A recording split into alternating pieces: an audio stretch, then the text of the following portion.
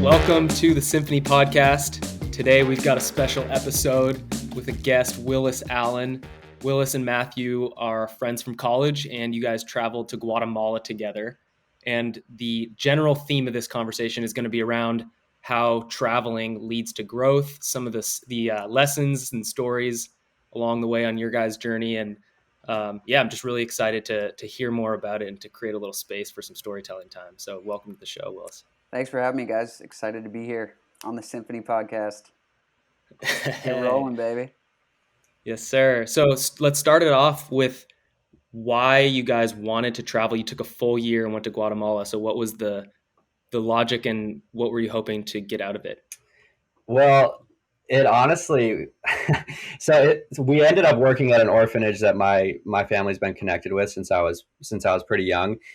We had an opportunity to go there when I was like 11 years old, and my family took me there, and we ended up hanging out there, meeting a bunch of the kids, kind of going and to their different classes and all their activities during the week, and then ultimately like building a playground there on the campus as well. So I got to do that when I was 11, and then my parents stayed in contact with a bunch of the kids. Specifically, two of them ended up sponsoring them and planning trips kind of back and forth over the years.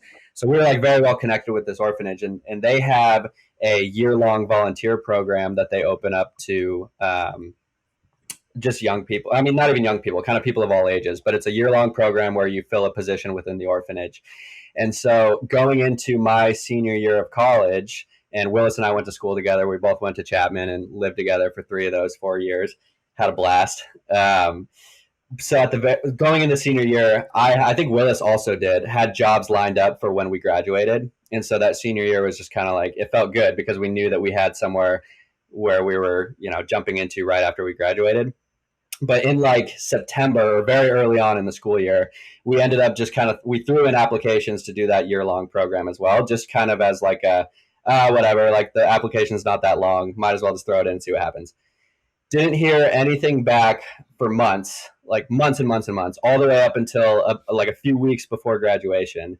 And then I remember so specifically the day that we got our acceptance letters, because back when I threw in the application too, I think Willis and I had a conversation and we were just like, do you want to do this together? And so we just both put applications in. And then about a couple of weeks before graduation, we both got the acceptance letters. And then, Willis and I had to have a conversation after that.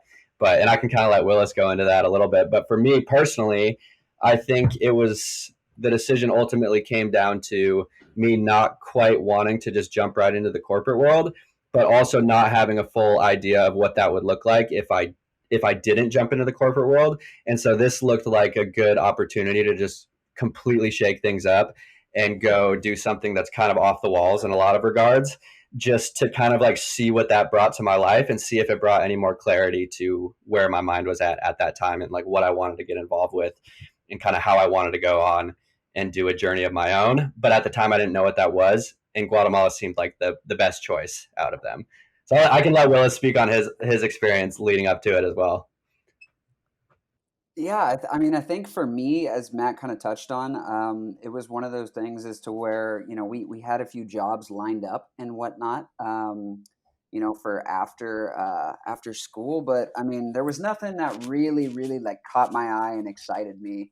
And nothing, I guess, that really made me feel like I was going to grow a ton as a person. I'd had internships before. I'd had 9-to-5s, working in an office, working in a cube. And it just, the lifestyle didn't really seem that genuine to me. And I had this like deep urge within me to find something deeper, to find, I guess, I don't know, a deeper meaning with life and just in general. And so it was kind of the same thing as to where I knew I didn't want to go immediately into the corporate world. You got years and years to do that, especially after college. It's like one of those things I wanted to find myself a little bit, find out what life's about, and I didn't even know much about Guatemala, like before Matt kind of brought it up. And I remember Matt bringing it up to me. He's like, oh yeah, like, by the way, my family, like we adopted a Cinto, all that kind of stuff, like we could possibly go down to the orphanage and volunteer for a year. And I remember at first when I heard about it, I was just kind of like, something kind of struck within me. I got a little bit tickled, like, and I was like, I felt that little, I don't know, that little spark, when you feel something that feels kind of good and it sparks that like creativity in your head. I got that 100%. And it was one of those things. It was kind of cool too, because we got to apply and I didn't have to, make a decision on that day or anything like that. But the more I kind of let it marinate and thought about it more and more, I mean, the more it grew on me, and the more I realized by the time that we got our applications back and we were accepted, I knew 100% I was going to Guatemala.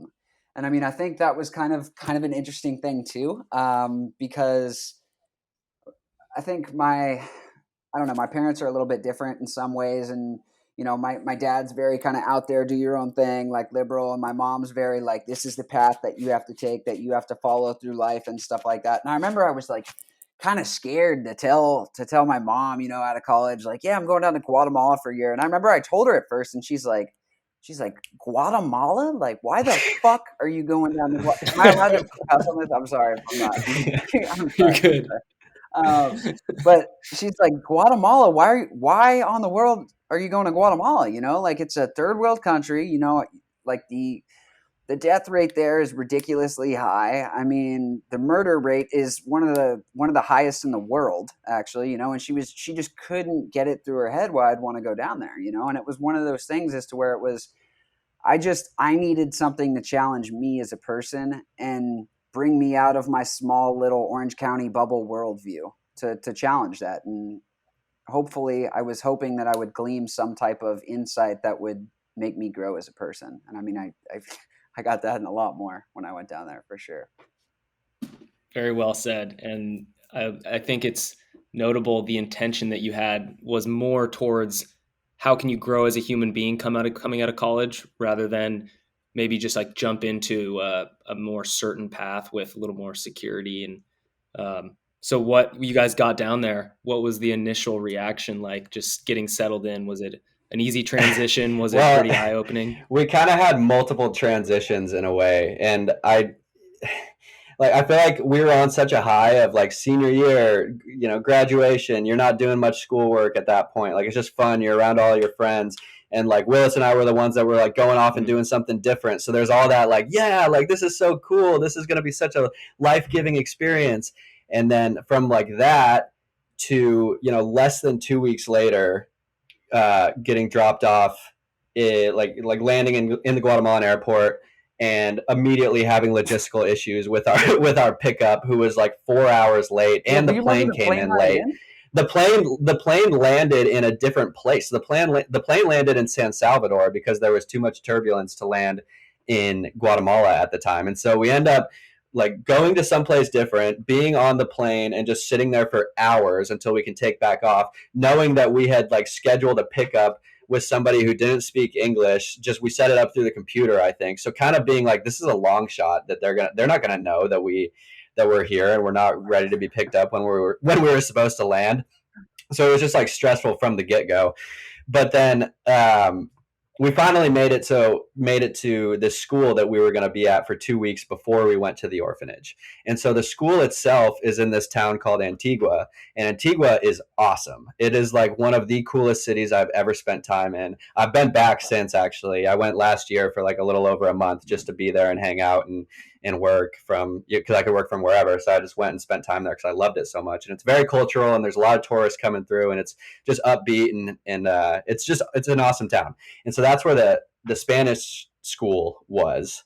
And so that was our first integration. Was Willis and I had 8 hours of Spanish lessons a day for 2 weeks straight to basically just do a full immersion into going from like very ground level, almost nothing, to what is hopefully passable by the end of those 2 weeks, to kind of like start, being of some value at the orphanage. But so the way that those classes were set up was pretty interesting. You're living in like this little commune area because you're living at the school as well. So there's like rooms in the back, and then there's a courtyard, and then you have like outdoor classrooms in the front area of it, basically, where you sit with a one-on-one teacher for literally 8 hours a day. And those first 4 hours are like grammar and vocab, and just very, notebook style stuff. And then the second 4 hours of those classes were literally full conversational. So like my teacher was well, you had two different teachers for the first and the second half, but I mean most of them don't know any English, and so that second 4 hours where you have to be completely conversational, she just looks at you and she's like, okay, like what are we going to talk about today? And then you kind of just have to drive the conversation and figure out how to say stuff. And she would slide you an English to Spanish dictionary if you didn't know how to say things, just basically kind of dropping you in the pool and being like, you got to learn this stuff. But it was fun, and we kind of got close to our teachers, and Willis and I were getting to kick it every single day and kind of explore the town. And just, yeah, it was just kind of fun. And then one of the fun activities also that we would get to do on a good day was we would get to play Scrabble in Spanish. So that was like our reward if we had a good week or a good couple of days of Spanish class was that we would get to play Scrabble together for the last like hour of classes. So that's when Willis and I actually got to interact a little bit during the school day. But yeah, before I start just like rambling, I just want to like make a note just so we can go to that next of just saying that there were two transitions, because transitioning to the English school or the Spanish school in Antigua was one thing, but then transitioning from that school to the orphanage was a completely other thing. But yeah, I can let Willis riff for a second, talk about his experience at the language school, because I know that was very like eye-opening at the beginning. I think, yeah, it was really interesting. As somebody who's taken Spanish pretty much my whole life living in Southern California, I understood the utility of it. I understood that it's nice to be able to speak Spanish because there's so many, people of that origin who live here, and it was one of those things as to where, you study it in high school, but I studied it enough to get the A on the test or whatever, but I couldn't actually speak it. I didn't know what I was doing, right? I mean, I could pick up on a word here and there, but it was crazy. Right when we landed in Guatemala, Matt kind of talked about the detour that we had on the plane. There's people on the plane screaming, "Ay, Dios mío," like thought they were literally going to die from the turbulence we were experiencing. It was crazy. And then, like you said, we showed up late, and we got to Antigua, and for me at least, it was really scary at first because it was like I didn't speak a lick of Spanish, right? And I just felt like this, like I stick out like a sore thumb, because I'm like this big tall. I don't know if Matt told you, but everyone in Guatemala is about 5'5", 5'6". I'm like tall, like I'm not that tall. I'm like 6'1", but I'm sticking out like way above everyone. Like I just stick out like a sore thumb. I'm like I might as well be wearing a Target that says "Mug Me," like. But and that was the funniest thing is I realized too when I got to Antigua, Antigua is this really weird town with these cobblestone streets. I mean, not weird, but just so much different in a sense than the U.S. as to where everything's kind of on the inside and you can't see much. So everything's barred up. There's gates over everything. And I remember I got there and I stepped out onto the street in Antigua. And I was a little bit scared. I literally, because of everything I'd read online, all these, you go on the U.S. Department of, I don't even know exactly what it's called, but they tell you all these things about like, oh, this is a red zone. You shouldn't be going outside at night and all this kind of stuff. And I didn't speak any Spanish, so I was a little bit kind of taken aback. And I definitely got that kind of like fight or flight moment, as to where it was like, oh, dude, like you're here now. Like you just committed to come down here for a year. Like, so you got to either step up or you can go home right now. And for me, I mean, it was kind of a no brainer. It was like, yeah, obviously I'm going to step up. I got one of my good buddies here with me, but yeah, Matt said, it was one of those things. It was tough because I didn't know much Spanish and you literally had to drive the conversation on your own. The guy would slide the dictionary to you. But I also realized too that unless you completely immerse yourself in something, it's so much harder to learn, because when I was studying Spanish for 30 minutes a day or whatever, reading it from the book, just memorizing the vocab, it's so much different than speaking conversational Spanish with somebody and being able to think on your feet immediately. And that point when you get to where you're not even translating in your head, you're just understanding the Spanish word for what it is and not have to translate it to the English word. That's when you know that you're like kind of making some progress. So yeah, I mean, I guess in terms of transition, it was one of those things as to where it was like, for me at least, it was kind of like, oh my gosh, what have I gotten into? Like I didn't realize how like the severity or how serious this situation is. Like I was kind of like, yeah, I'm gonna do something to make me grow as a person and all this kind of stuff. And I didn't even realize like how much I was going to be growing. And I think those first 2 weeks, I actually realized like, wow, like you It are just gonna be, smacked you in the face, yeah, like you're going to be, because you're it going to be a was different person after this year. right. And just kind of what I noted before of like feeling that high of going from graduation, going from that excitement to being there and kind of like facing that and thinking to yourself, I made this decision. I put myself here and I have to do exactly, you have to immerse yourself. You have to just dive in and just, kind of trust the process a little bit. But that feeling when it's just you and you don't have all the supporters who are so rah like a couple of weeks ago telling you how expansive of a like experience that this is going to be for you, you don't realize how much you're kind of riding on the coattails of that until you're sitting there and it is just you and you have those thoughts going through your head, and you really have to mentally push yourself to dive in the pool, to just like get there and be there and just to kind of be along for the ride and face whatever it's going to bring.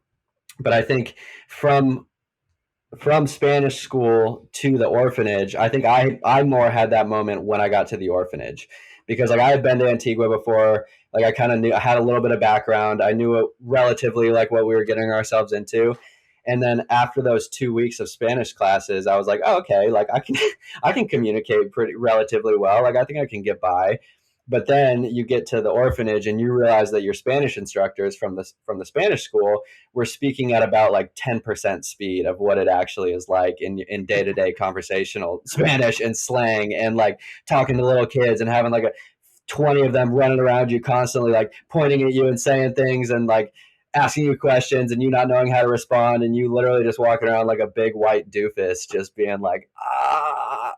And that was something that was tough for me too, because I think it's like it was a realization that smacked me in the face of how much of our personalities come across by the way that we're able to express ourselves. And like that's such an obvious thing to say, but you don't feel that until you can't express yourself. And then so you feel like you're missing a huge piece of who you are because you can't be who you are because you can't communicate. And so it really throws you on this mental loop of just being like, wow, I I don't know what to do here. Like this is not going to become better until like I can comfortably have some type of grasp of this language. And so at that point, it was just kind of about like doing the work and trying to get better at Spanish and picking up on little tips and tricks here and there, and like being able to form a ton of sentences around like a handful of verbs at first, and then just kind of learning from the kids around you and hearing how they talk and adding little things into your vocab. And then also Spanish music, listening to Spanish music is a good way to add to your vocabulary and get like a little bit of conversational flow in terms of like how words are used together and all that good stuff. But now I feel like I'm kind of rambling off subject, but the transition from the language school to the orphanage was huge for me. Yeah, well, let's keep going down that path. I just wanted to say two quick things. One, Willis, when you're talking about your experience in Spanish class in high school, I had the same thing. Like I would study the vocab and then just wash it right out of my brain because I didn't care at all. I had no real purpose of learning it. It was like, this is a required class. You just need to get it so you can like, just pass the class and move on. And my girlfriend's Mexican. I was telling you guys before we started recording, I just spent 4 months down there living in Mexico. And I'll tell you, when you have a romantic partner who's speaks Spanish primarily, like you learn, you get a purpose behind why you need to learn Spanish and living there. And then to Matthew's point, like actually immersing yourself is definitely like the only way to like truly learn it. Like you're not going to be able to sit in class in the US and then walk down to Guatemala and start communicating with people normally. But I do appreciate your guys' willingness to just be uncomfortable and just go into that experience, not knowing what was going to happen, maybe having, sounds like some moments where you're just like, oh shit. I had that same experience going to Indiana for college. So I can't even imagine what that was like, going to Guatemala, in a completely different country. But yeah, I want to hear more about what you guys were doing at the orphanage and how your maybe your perspectives shifted in some way about yourself. Matthew, I think you may have also made a good point. Well, I'm ranting now, but your point on how you can't express yourself as well and how that can be super frustrating. That's like a really interesting point, especially if English is your second language and you're in the US, you're trying to be yourself, but it's super difficult. I felt that a ton because I'd be hanging out at dinner with like 4 people speaking Spanish. No one speaks any English except for my girlfriend. And I'm like, I want to have fun. They're making jokes and laughing, but it's like, I don't know what they're saying, you know? So Oh yeah, there was it so can much be, there was so much not even force, but just like in conversations, if you're in a group for those first couple months that we were there, it's like if they're laughing, I'm laughing. Like yeah. oh yeah, I got that joke. I know what you guys are talking about. But it's just funny. I feel like that was even, you know, there was more emphasis on that because we were dropped into positions of authority pretty much immediately. Mm. And kind of, you know, guidance figures over 20 to 30 kids at a time. Like for me, I was dropped in, I was an English teacher for the Montessori school, which was equivalent to basically like kindergarten through second grade. So on day 2 of being at the orphanage, I get handed a schedule of the English classes that I was supposed to teach the following day. And I had no experience teaching in a classroom setting. Like I had a little bit of experience teaching because I used to be a piano teacher, but I had no experience teaching any type of schoolwork, and definitely not any experience teaching in Spanish to, you know, young children. And so those first couple of weeks are just absolutely hectic because, I mean, just trying to get, you know, 15 first grade students to sit still during anything is close to impossible.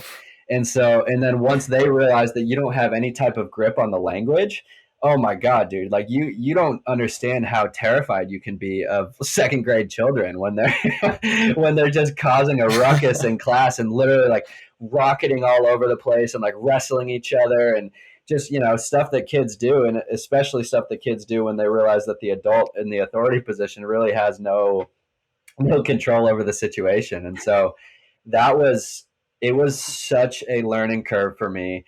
And it made me kind of uh, have to figure it out on the fly, which I think added a ton of skills to my like whatever, just because. So what I would start to do is I would basically write a script for myself the night before, and just so that way I could at least have some level of structure to the class so I would literally I would essentially be reading off of a script for the first couple of weeks of just being like, okay, these are kind of the things I want to go over today.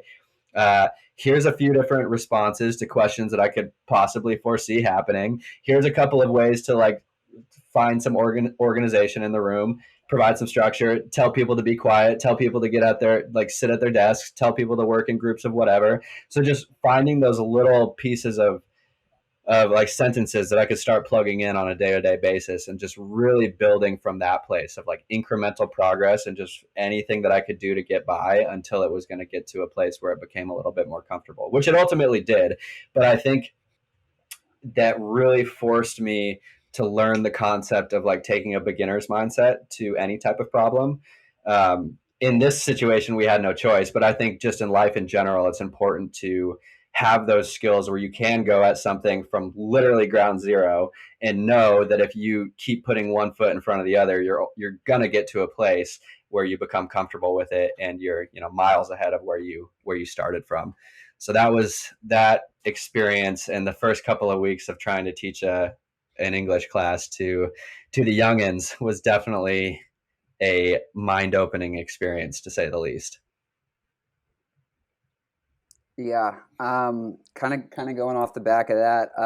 It was crazy when we got there the first few weeks. I mean, he was in charge. He got put with the section of kids maybe a few years younger than I did, and so basically how it worked was you would do your job during the day, but you would also have a section of children that you watched out for. Basically, during the nighttime, you would go down a section, you would help them out with their homework, play games with them, keep them entertained, all that kind of stuff, keep them out of trouble, basically, right? So I, speaking, very, very limited Spanish after 2 weeks or whatever, I got put in charge of the boys section that was ages basically 14 to 18, right? And I mean, I don't know if you guys can remember how you were at that age. I was, yeah, I was not great. And honestly, I think it just all came back. It came full circle. And it's like, it's funny because I was terrible at that age. And these kids, I mean, I literally remember I don't know if I'm allowed to tell this story on the podcast, but I literally remember the first night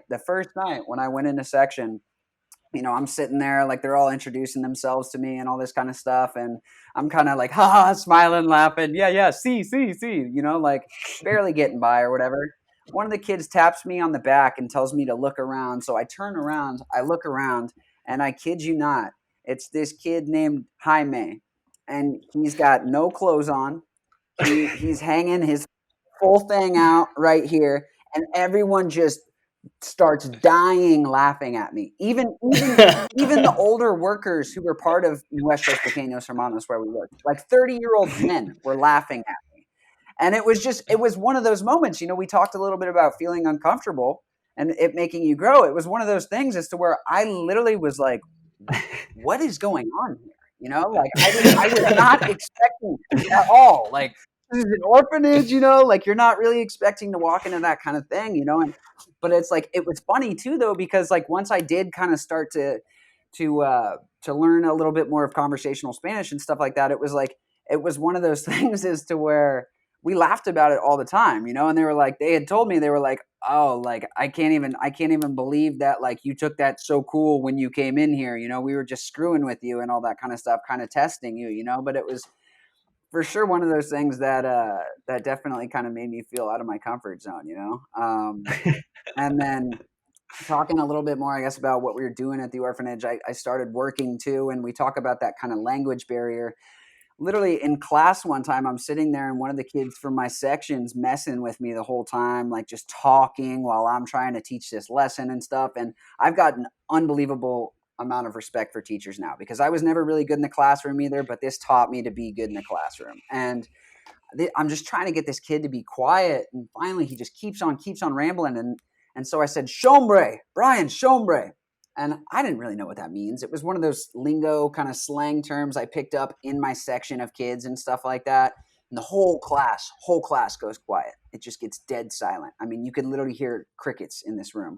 And I'm sitting there like, oh no, like, I don't know what I did, but I know it's bad. Literally the teacher was still in there and he looked at me like, oh, he's like freaking out. Right. And I'm like, oh my God, what did I do? Yeah. What did I do? So like, I get out of that class. Everyone's kind of laughing at me for the rest of the class. I get out to that class. The principal pulls me over. He's like, come over here. Like, I need to talk to you, blah, blah, blah. He's like lecturing me. I can understand that from his body language, his tonality, all that kind of stuff. But I still was probably only picking up maybe 50, 60% of what he was saying, right? And so I go down. I talk to one of the other Americans that was there at the orphanage. I'm like, hey, what does Shombre mean? Like, what did I even do? Like, why is everyone so mad at me or whatever? And so basically, and keep in mind, this is a class of third graders that I'm talking to when I said this. Shombre apparently means in Guatemalan slang, it means shut the beep up. So I basically told this whole class, this 20 kids who were like 8 years old to shut the F up, like in front of them and their teacher. So it was just one of those things. It's like you realize when you go to a different country like that, like, it's just inevitable that you're going to feel uncomfortable. I mean, there's certain situations that, I mean, I guess I probably could have like gotten out of that situation by just not saying that in the first place, but I didn't even know what it meant, So it's like, there's times in Guatemala and there's times in life where you're going to feel uncomfortable no matter what. And it's just a matter of how you react to those and how you see those. I think that kind of is a barrier of whether or not you make the best of it or you sink, I think that too, just in life, the ability to like laugh at yourself is hugely important. And I think we definitely, I mean, we didn't really have a choice for that first little spout in Guatemala. Like, that was pretty consistent. Like, if we did not have the ability to laugh at ourselves, that would have been absolutely miserable. Like, absolutely miserable. And it would have just bruised your ego, and you would have been sad, and you would have sulked around all the time, been thinking about what you're missing out on at home, all the comfortabilities of home, like all of that stuff. But instead, it's just like we talked about earlier, just jump in, be able to laugh at yourself, and just kind of learn on the fly and do whatever you can. also too, I think it's important to highlight that there were those days where I would be Oh like, yeah. oh my Oh gosh, yeah. I don't know what I'm doing. I am depressed right now. Like, I'm in this country. I can't even really call my family, like, unless I'm like in Wi-Fi, which there's never Wi-Fi where you want it to be there. And it's like, it was one of those things as to where it was like, yeah, dude, there were times where it was hard, man. And I was literally like, okay, I got to go home. Like, what the hell am I doing? Like, I'm seeing all my friends, back in the United States having so much fun. I'm sitting there scrolling on Instagram, and it's a lot more glorious than living in this shack basically that we're living in Guatemala, and getting screwed, like getting kind of yelled at by these younger kids, and all this kind of stuff. And it was just like one of those moments sometimes where it was like, what am I doing, but I think it was really cool pushing through that. And I think that's when you really got the growth, is when you were able to push through those tough times. Like, no, you know what? I'm just going to wake up. I'm going to do it again tomorrow. And those were usually the times that I would feel like I connected with somebody on a deeper level, or I really understood their culture on a deeper level. It was those days where I pushed through it kind of regardless.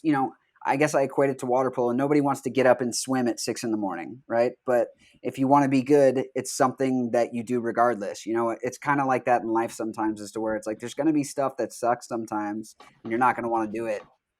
It's up to you, like what you make of it.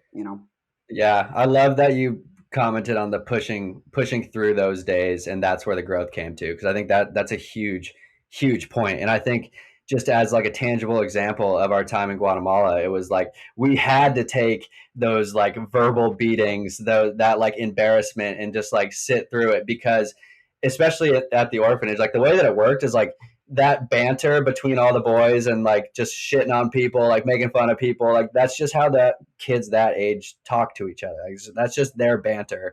And so, and the way that you gain respect is your ability to take it and then be able to give it back as well. And so, but like we wouldn't be able to participate in that banter unless we literally sat through it and sat through it and sat through it and listened to the different iterations of how you can talk shit to people and how you can like participate in this banter. But then it's like finally we did, and then when we could just kind of participate in it, that's when that bond formed, and that's when like they kind of accept you into their culture, and then that's when you start to realize the small nuances of the kids' personalities, and then you get to connect with them deeper, because you can also joke with them, and then you can also go deeper and talk about family and like values and important stuff and like what they want to do with their life, and then just get into those deeper conversations. And I think that's another cool point, just to mention that, like, I think humor is a great entry level, or like a great entry point for deeper connections and deeper conversations down the road. And I think we experienced that a lot with and it was hard not to take it personally at first too, because it's like these little kids just pointing at you and saying these like really mean things. And not that we ever like gave it back in a way that was like ever actually mean, but at first it was just like hard and confusing, and you're just like, oh my God, these kids hate me. But really, they're just like giving you an opportunity to hopefully kind of like give it back and just shoot them back a little razz. And I don't know, just add to that banter that ultimately flows into respect and friendship in their mind. So that was kind of a cool experience as well. I love it. I love it. I think growing up playing sports for me probably exposed me to a little bit of the ability to give it and take it and have banter, and just like having competitive friends. I mean, even video games, like just talking shit, and everyone knows it's all in good humor. I really enjoy the Latin cultures in general. The Mexican culture is just so warm. They're so welcoming. If you really, like you said, if you just make like one joke, or if you just smile and look someone in the eye and be attentive, it's like you don't really have to say anything profound, like just to like show that you care. I had a conversation with a guy in a hostel in like France, or I was in Portugal actually one time, and he said the smile is universal, basically. Like no matter where you go in the world, if someone says something to you or you need something from somebody, you might not be able to communicate to them, but if you give them, like, you can, through body language and also just the energy and intention that you bring to conversations, like you can really communicate a lot without any language at all. But yeah, I Yeah. want to hear about how you guys, like, I want to hear more about some of the stories about Guatemala, but also like how it changed you coming back, because I think it's so it's common to use travel for growth. I've talked about that with a lot of different people, like maybe taking a 2 week trip or a week trip and doing a mission trip and coming back, and you've got this energy that you want to bring back to your life. Maybe you want to make a change in your habits, or you want to take a different direction with your time and energy or whatever, treat people differently. There's so many different like reflections in time to like think about your quote unquote like normal life back in the US. But you guys spent a year down there, so I'm sure you felt that on like a massive level, and maybe actually had the chance to make some positive changes in your life. It sounds like from what both of you guys are telling me, that it had a huge positive impact on you. So I want to hear more about like, what impact it actually had on you spending the time there. Yeah, I mean, Willis, you want to take that one? Yeah, go for it. sure. I mean, I can just kind of name a few things, I guess. Um, Yeah. but yeah, I mean, it was weird, right? Because we had culture shock when we got down there, right? And you always hear about culture shock when you're traveling to a new country, and that's known. But you never really hear about the reverse culture shock when you're going back, right? Mm-hmm. And I mean, you don't get that if you're on, a 2 week trip or something like that. But Matt and I were down there for 13 months, right? So I mean, we had ingratiated ourselves into that culture. Like when I got down there at first, there were a few things where I was like, this is so weird, right? And then my mind, it's weird how the mind works, but I mean, it became normal to me, right? And that way of life just became normal. And at first, where there were parts where I was like, oh gosh, this is so this is so weird, or why do they do it this way? I remember this one time they were lighting these lanterns outside, and like a bush almost caught on fire. Everything just seemed so much more dangerous down there, and all this kind of stuff.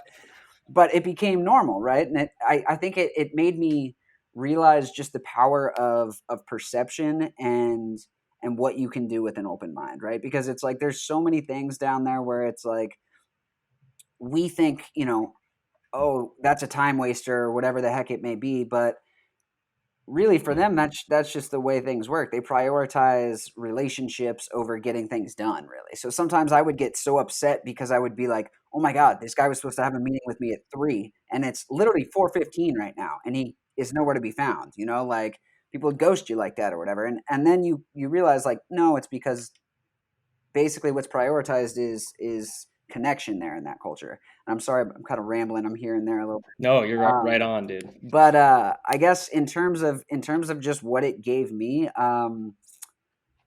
without trying to sound too like preachy, I guess it just kind of gave me this sense of like of altruism, and just realizing that like giving back to the world not only is beneficial to everyone who lives in the world, but that's what built me up. Whenever I was struggling down in Guatemala, whenever I had those hard days I told you about, or those days where I was like, I got to go back home, it would always be something so little, like as simple as me connecting with a kid, or going outside and playing with a kid and seeing that smile on their face and all that kind of stuff, and just realizing like, wow, like life is so much deeper than all of the surface level crap that we have in our day-to-day lives. Like life is about human connection, and that is, at least in my mind, and um that was definitely one of the things that I gleaned from there.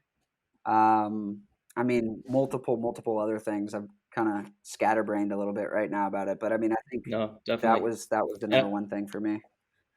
Yeah, and before we started recording, I think, Willis, you mentioned bringing or not bringing this attitude of like what is right, what is the right things to do, like from an American perspective, like going down to Guatemala and being like, wait, so why is there a big line at the ATM, or like why do I have to wait for like whatever, like can we just like order it on the app, whatever. That's not a good example, but I just like always try to like when I travel, just to be like, this is their place. I'm a visitor. I'm a guest.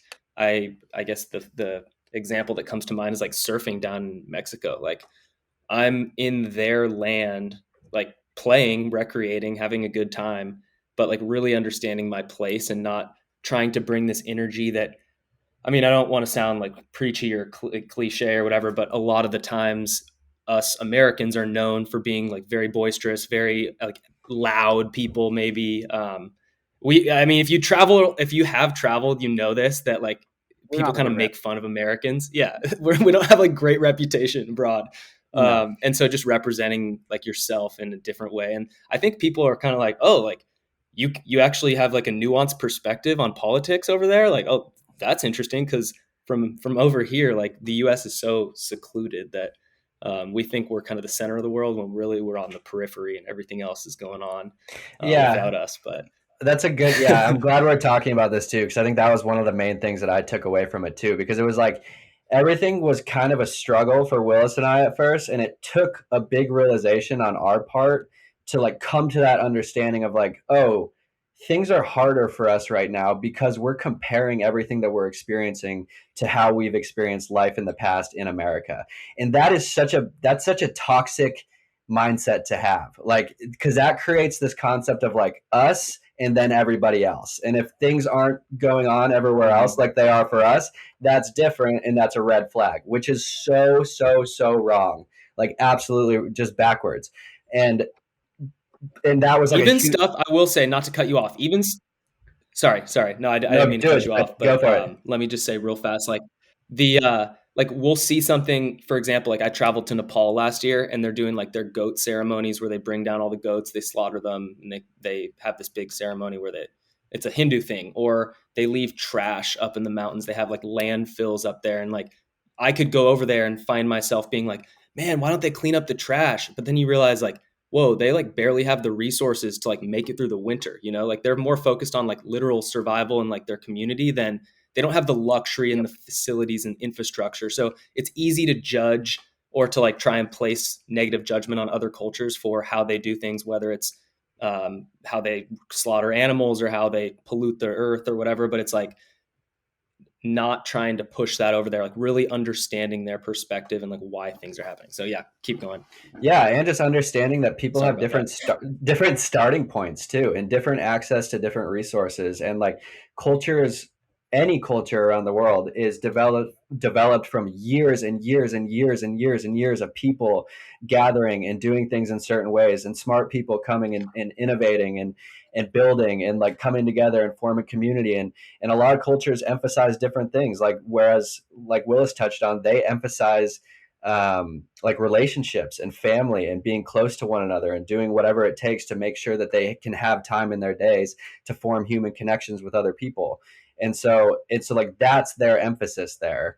And so in a lot of ways, you could look at that and be like, oh, well, there's not innovation in like this technology, or there's not infrastructure like we have here. They And don't it's work like, hard, or yeah, like they don't work hard, or they just like hang out all the time. And it's like maybe from some perspectives, but also somebody could look at our culture and be like, you guys are so backwards, like so backwards. Like you have all this science and all this technology fat and all of these like quote unquote, yeah, very fat too, but like quote unquote, like important innovations, important things, or like whatever. Yeah.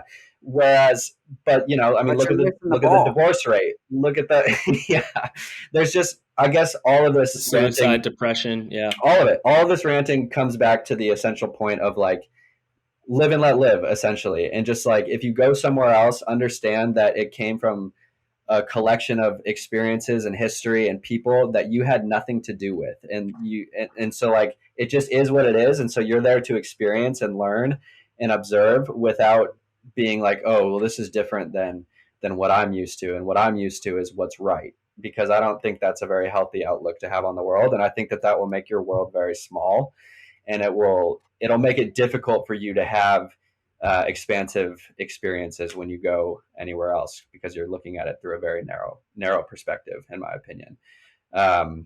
So yeah, it was like Willis talked about before, that reverse culture shock of like feeling all of that, going through that whole evolution, and then kind of coming back and then just being right back into the hustle and bustle of like the 9 to 5, the people valuing monetary things and like tangible physical things, and just like wealth and all of this nonsense that everybody's wrapped up in here, and feeling like we're in the middle of that and wanting to just like shake people and be like, how can you not understand that, you know, like we just learned all of this and saw this and that, blah, blah, blah, blah, blah.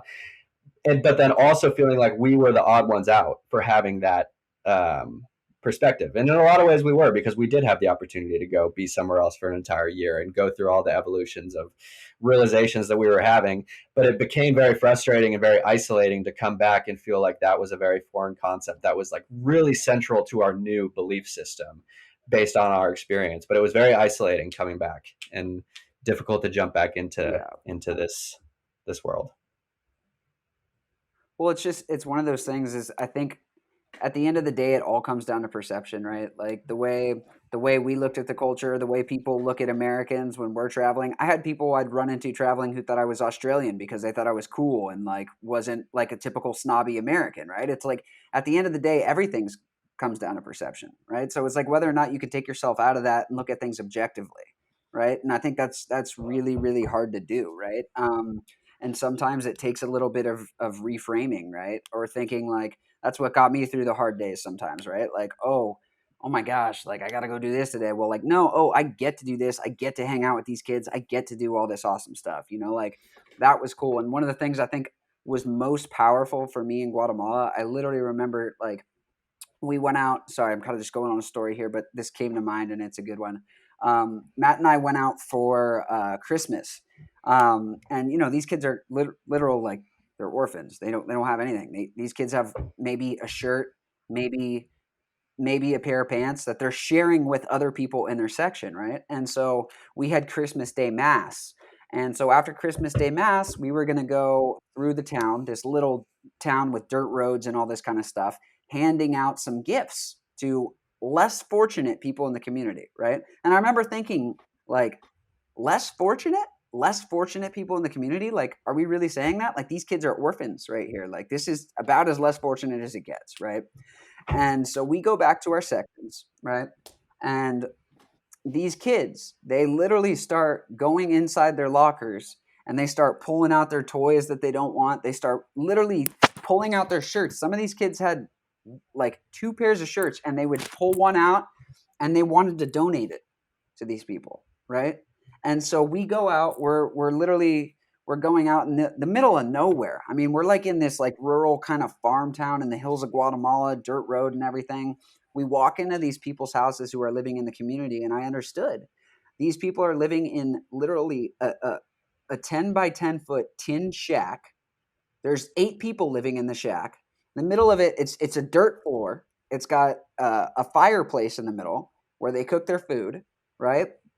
And that's when I actually understood the power of perception, right? Because here in my mind, I'm thinking the whole time like, oh, these kids at MPH, they're the ones who are so less fortunate and all this kind of stuff. And it took that experience for me to realize too, they're not even the less fortunate ones. They're fortunate to have the opportunity to go to that school and live there at MPH because they've got some frame of normality, right?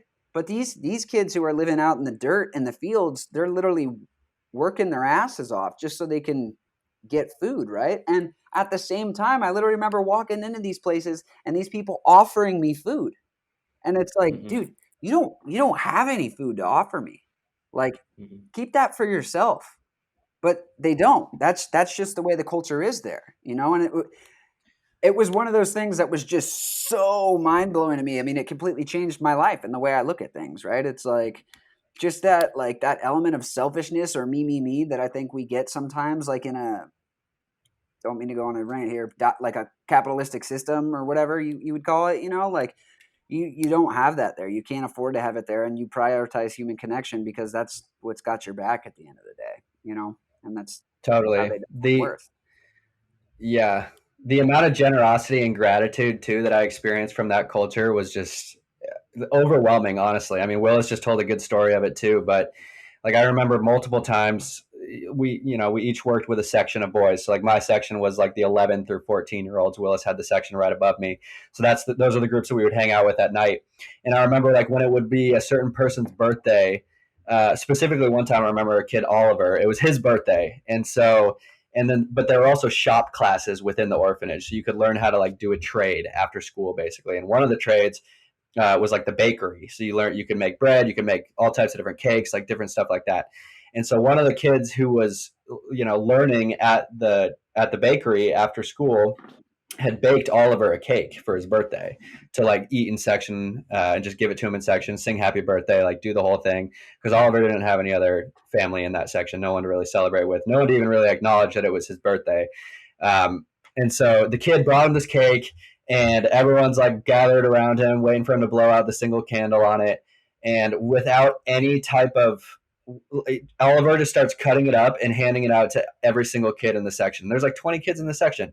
And like without even noticing, he had given out all of the pieces without giving a piece for himself. And he didn't even care. He just wanted all of his friends to be around, and he wanted to cut up the cake for everybody and let them all experience it together. And just what was important to him was that, his friend even took the time to think of him and bake him this cake. And then the first thing that he wanted to do was share it with everybody and share that experience with everybody. And that was just, it's like it can't not just send you on an emotional roller coaster to go there from the perspectives that Willis and I have had our entire lives of being, pretty relatively, I mean, not even relatively, very privileged throughout our entire life, and seeing kids from what our perspective was, wow, you guys are in a really tough, unfortunate, difficult situation. And the very first things that you choose to do are not selfishness, not like, it's all love, it's all gratitude, it's all. And so it was just, that had such a monumental impact on me. And then it also rattled my world, because it was like, if that 14-year-old boy can have that level, that powerful of a perspective, and that level of generosity and gratitude from his starting position in life, why the hell can I not have that? You know what I mean? And so then it just makes it kind of shifts that perspective in your mind. And I think that's a very important thing to have just in the back of your mind as you kind of navigate your own life, just because, I mean, we should be lucky and grateful just to be here and to be alive and to be able to have conversations and connect with people. And that's what's really important, honestly. And so, I don't know. Now we're all ranting, but this whole topic and conversation and this time of my life where we spent in Guatemala was just very impactful to me, and I took a lot away from it. So it's easy for me to get all fired up and passionate about it and talk for an extended amount of time. Those are awesome stories, both of you guys. So thanks for sharing those. Yeah, absolutely. It's crazy living them. Yeah. So does it, do you guys keep in touch with any of the kids that are from the orphanage? A few, yeah, here and there. That was kind of one of the weird things about the reverse culture shock as well, is I came back to California, and, I was still getting like Facebook messages from a bunch of these kids, who I was living with, and it was weird, it was like, I'm talking to like 50 kids right now, like, and they're all texting me all the time, and they just live in this world that is so secluded from where I'm at, and like, I remember I'd send them pictures sometimes or something, and I would just be in my house, like on my couch, and they're like, "Oh my gosh, your house is so nice," like all this kind of stuff, it's just another one of those things too. You really don't realize how lucky you are, like, until you have an experience like that, and Yeah. I forget what the original question even was, but if we still keep in touch. Yeah, if you still keep in touch. No, you answered it. Matthew told the story of being in the bar in Guatemala when the drunk guy said, either you're building your own dream or you're building someone else's. And sorry, I know that was like such a huge story for you, but I've literally told that story to some of my friends, like, and even my girlfriend since then. I'm like, my buddy was at a bar in Guatemala and this guy said this thing, and it kind of changed. I mean, you guys, I want to ask both of you how the experience in Guatemala, I mean, you've been talking about how it shifted your perception, Willis, and Matthew, you've talked about it in the past, but how did that kind of change your trajectory for what you've been doing since then? Yeah, I mean, I think, I don't know. I think at least for me, it's one of those things as to where it's like, I now make it a huge priority in my life to give back. Now, whether that's, connecting people or just helping people out in little ways that I can, or making small donations here and there to certain places. I think it really like shone a light on how important giving back is to me, and that's something that I'll hold with me the rest of my life, and just being able to pay it forward, because I think that's the thing too, is like, I wouldn't have even been able to go down there if I wasn't so privileged to have my family support me go down there, so it's like we all stand on the shoulders of each other, right? And Mm-hmm. I don't know, just the idea of being able to like to pay it forward is just, it's really cool to me. I think I love that. Yeah. I think for me, a big thing that I took away from it was just, I think it opened up our world in a large way. And so I think the concept of like not being afraid to live how you want to live, or how you think you should live, and not feeling pressures from how other people are doing things, and feeling like that needs Mhm. to apply to your life just because most people are doing. And because I think, it's easy for your world to feel very small is if you're like kind of evolving in groups who are all doing very similar things on the same trajectory of life. And so like that, and that's not wrong, right? Like that's not the wrong, like go to college, get a good job, work in the 9 to 5 corporate office world. Like that's not a bad life at all. But I think just anytime a large group of people are all doing the same things and figuring things out the same way and making money the same way, they all tend to start to think the same way, obviously. So it's like, if those are the only circles you're running in, chances are you probably develop this mindset of like, oh, this is kind of like the right way to live. And I think going to Guatemala and just experiencing that there's a million different ways to live, and people are doing it all over the world, and they're very happy. And so there's a million different ways to live. There's a million different paths that you can choose. And so you might as well do what you feel and think is right and what's going to make you happy. Because you can, and the world's big, and there's a lot to be seen out there and a lot that we don't know. And just because, Fred from accounting is telling you that you gotta, you gotta get your paycheck every 2 weeks and show up 9 to 5 and keep working the same job until you can, all of that. It's just, there's many ways to live your life. And so I think that you should look internally instead of externally for those answers. And I think going to Guatemala really gave us the time and space to do that. I agree wholeheartedly. And that's one of those things it's hard to do, right? Especially when you're living in a bubble and you've got, 10, 15 friends all kind of doing the same thing. And I think that's why it was so weird when we even went to Guatemala in the first place, right? Is everyone's like, dude, where did that come from? That's out of left field. Like, why are you doing that? Right. And it's like, it's crazy too, because it felt judgy sometimes. It's like people are judging you off of these decisions you're making and all that kind of stuff. And going down to Guatemala was one of those things that really made me realize, like, no, dude, like this is my life. Like I get to do whatever makes me happy, not whatever you think is cool or whatever you think the next step up the ladder should be. Like, no, you shouldn't live your life like that. You should be able to live your life how you want to and do what makes you happy. And I mean, Guatemala just definitely broke that wide open for me, I think. I love it. And I love to talk about mental health on my podcast for sure. And just not worrying about other people's judgment is like a huge element of our mental health on social media. We see the highlight reels of everybody else. And then we're just like, well, right now I'm grinding on a video and I'm stuck for 2 hours on something. This is brutal compared to so-and-so who's traveling and doing photography or whatever. So that's a powerful lesson to learn, Matthew. I love what you just said about just being able to, and both of you guys, what you just said about being able to live on your own terms without the influence of others. I think that leads to connection with what your true purpose is, your soul, what you really want to do with your life. I actually had a similar experience in going to Europe when I just realized like, oh, in other countries, they stay in school until they're in their late 20s. They really don't know what they're going to do professionally often until they're 30 years old or older. And in the US, it's like, oh, at least in the circles that I was in, it's like, oh, you're 24 without like a full-time job, like you loser, what are you doing? With Mm-hmm. traveling? And I Yeah. was running a car detail business, and people are judging me for various things. And looking back on it, it's like, it's hilarious, because it's, why would someone else care about what you're doing with your life? But there's something They're unhappy that with we're wired themselves. with.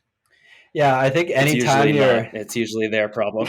yeah, exactly. And I think anytime you're making decisions from a place of, oh, I wonder how this will be perceived by other people. Or like if you find yourself doing something because you think it'll look good to someone that's important to you, like that's when you should check yourself and be like, well, what do I think about this? What do I think about my actions? Or what do I think about my decisions? And just also another thing that I definitely took away from Guatemala, and something that is kind of I feel like a resounding theme on the Symphony podcast, at least in some ways, is just the concept of doing things that are difficult or doing things that are outside of your comfort zone, and how that can just lead to huge growth personally. And so, and like even looking back on our time in Guatemala, I think it's very easy to be like, oh, this is going to be a very expansive opportunity for me. Or a lot of people look at travel like that too, of being like, oh, I'm going to this place to really go find myself. And I think looking back, a good perspective on that, because I fell into that too. I was like, oh, I'm going to, find myself in Guatemala. I'm going to go through so much growth and like do this stuff. But when you're like, that stuff doesn't just happen. You're not experiencing the growth while you're there, right? You experience the growth when you're unpacking the lessons that you learned while you were there further in the future, right? But like there's importance to just like being there and immersing yourself, and not being there with the thought of like, oh, how am I, like what is this adding to my life right now, or like how am I growing right now in this moment? It's just like, shut up, like turn that off, just be there and live and immerse yourself and just be, and then you'll unpack lessons. As long as you're like paying attention and keeping an open mind, you will continue to unpack lessons that you took away from that experience for years and years and years, for probably as long as you're alive. I mean, I'm sure, Willis, you're the same way. Like I think about Guatemala pretty much every day, and I draw comparisons to things that I experience now in my life to lessons that I learned there. And I think that that's something that will continue to happen for as long as I'm as long as I'm alive. For sure. Beautifully said. Beautifully said. I was just going to say something and I just blanked, but what you guys got any other things before we wrap up here? No, I mean, I think that's honestly a pretty good place to leave it at, right? Like, I mean, I think just being like the main theme, right? Like being able to get out of your comfort zone to push you past who you thought you were, right? Because at the end of the day, growth only happens when you're living life on its edge, right? And if you're not living life on your edge, what are you doing? You're regressing, right? Or you're becoming unhappy with yourself. So I think really just being able to block out the haters, for lack of a better word, and do your own thing and live your life on your own edge, because everyone's got their own different edge, and feel comfortable about where you're living. I mean, I think I wouldn't say that's a key to life, but I mean, it's important, you know? I'll take it. I think it's a key to life. Yeah. Being uncomfortable and just living in the growth zone, it's really what it is. Mm-hmm. Definitely. And exposing yourself to different and new things, I think, just as a general concept, is something that's important. Because I think we've talked about this before on Symphony too. It adds, you just become a more rounded person if you can draw from a collection of perspectives and apply it to your own life. And I think that's something that you get from just exposing yourself to different and new things consistently. So I think it's only adding to you as a person if you go into it with the right mindset.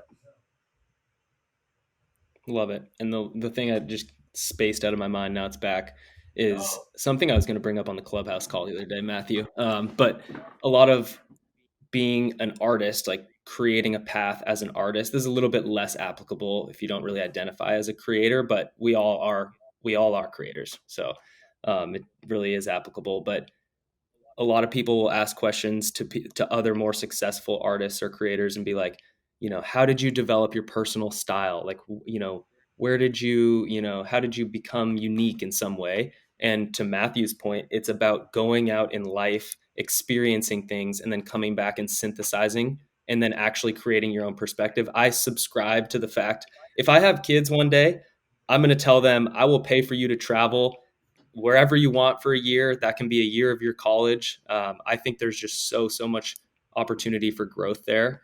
And if you're able to tell a story about why you're doing something, to have a purpose behind it, for me, that's going to be more important for the people that I want to work with or like associate with. It's like, okay, I don't really care what your skill set is. I'd rather want to know, like, what are you passionate about and what are you truly interested in? So that's why, for me, traveling and just like seeking experience with the intention of, like, of course you're enjoying the experience, but also how is it going to impact your perspective? And then how can you bring that to your teams and your work or whatever else, your relationships and things like that.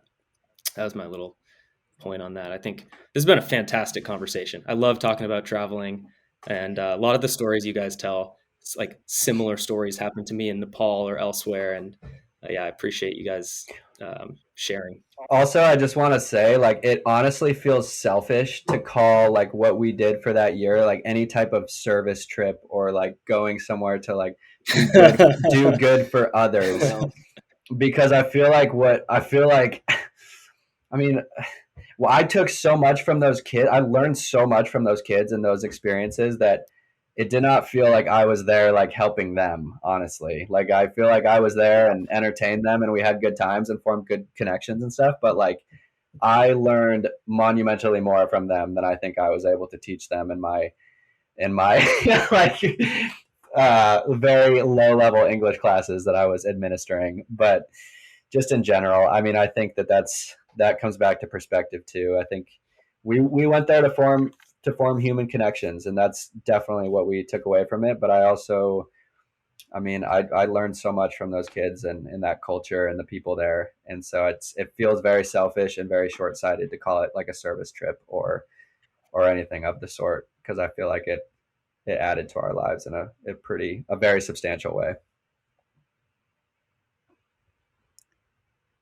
That's pretty awesome. I'm sure you did. I'm sure you had a huge impact on those kids, just knowing you guys and um, the positive intention that you brought down there. I'm sure they all remember you. So, oh yeah, lots of trips back there. I actually didn't really know much about this whole trip. Yeah, yeah, a lifetime dialogue with Guatemala is what it sounds like. Definitely. 100%. All right, fellas. Well, it's been a blast. And Willis, thanks for coming on the pod. Thank you for having me, boys. It was a pleasure. Have to run it back one time when I'm not 100%. so rambly. No, dude, you were not rambly at all. You're extremely well spoken and just like crushed it for your first podcast. So Thank you, man. Yeah, nice job. All right, fellas. Well, till next time, the Symphony Co. is where you can find us. We're doing an email newsletter. We're doing Clubhouse calls, Instagram. We're kind of just trying to involve more people in the community. I'm most fired up about the Clubhouse stuff. So Willis, you got to join us on Clubhouse one of these nights. Gotcha. We just pick a topic similar to the podcast, but kind of a theme for a conversation. And instead of 2 or 3 of us, there's 8 or 10 or more, and we just share perspectives with the same goal to just lift each other up and grow through each other's experience. So, yep. Cheers, guys. Thanks a lot. Cheers, boys. Peace.